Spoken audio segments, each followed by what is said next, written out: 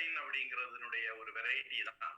அதை கடினமாக்கினால் கிடைக்கிறது கற்பூரம். கற்பூரமும் விலை கூடுதல் தான்.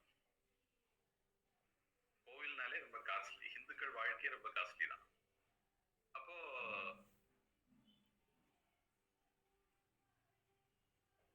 இந்தியாவில் இன்னைக்கு வரக்கூடிய கற்பூரத்துல இப்படி 2 விதம் இருக்கலாம். பொதுவாக ஒரிஜினல் கற்பூரம் காற்றுப்பட்டா தானா ஆவியாயிருப்பாங்க. எப்படி பெட்ரோல் திறந்து வச்சிருந்தா தானா ஆவியாயிடுமோ, மண்ணெண்ணெய் மாதிரி பட்டத்துக்கெல்லாம் அந்த மாதிரி ஒரு குணம் இருக்கும். அது மாதிரி கற்பூரமும் அப்படி ஆவியாயிரு சொல்லுவாங்க. ரிஷிகேஷ்ல சரஸ்வதி அப்படின்ற ஒரு கம்பெனி கற்பூரம் கிடைக்கும். அந்த கற்பூரம் நீங்க வாங்கி வச்சீங்கன்னா 1 மாசம் கழிச்சு பார்த்தா வெறும் கூடுதான் இருக்கும். அதுக்கு முன்னாடி அந்த மாதிரி சொல்லுவாங்க, கேள்விப்பட்டிருக்கேன். எங்க கோவில் பூஜாரி எல்லாம் கற்பூரத்தை பூஜைக்கு முன்னாடி திறக்க விட மாட்டார். முன்கூட்டி திறந்து பிரிச்சு வைக்கலாம் அப்படின்னா விட மாட்டார். ஆவியாயிரும் பேர்.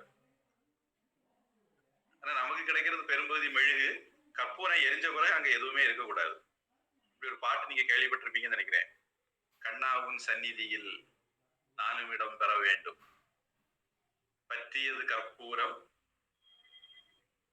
சுற்றியது தட்டோடு, எதுவுமே மிச்சமில்லை அப்படின்னு அது முடியும். கற்பூரம் எரிஞ்சா பிறகு அங்க எதுவும் இருக்கக்கூடாது. அதுதான் ஒரிஜினல் கற்பூரம்.